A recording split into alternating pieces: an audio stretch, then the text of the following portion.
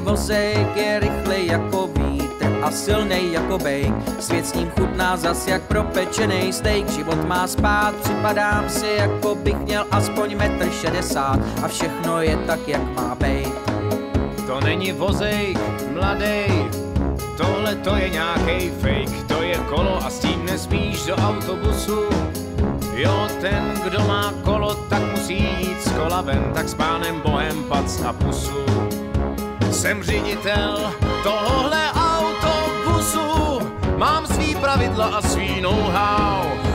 Jsi ředitel tohohle autobusu a je to autobus do stanice Ouha.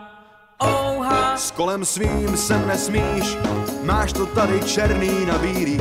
Nechtěj, abych tu řval na celý kolo, prostě si piš, že když s tím kolem i hned nezmizíš, tak něco uvidíš, nestrpím tady žádnou svoloč.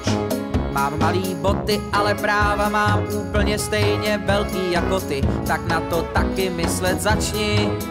Co máš černý na bílým, není až tak černobílý, pro tebe je to kolo, pro mě pomůcka kompenzační. Jsi ředitel tohohle autobusu, svět ale nejsou jízdní pruhy. Jsem ředitel tohohle autobusu a ty mi se svým kolem neruš moje kruhy.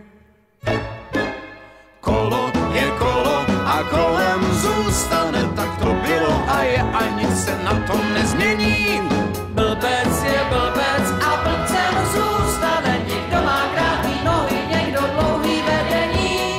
Kolo je kolo a kolem zůstane, z těch tvých argumentů zůstává rozum stát.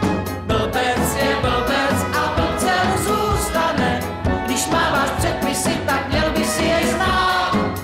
Smluvní přepravní podmínky, článek 6, odstavec 15.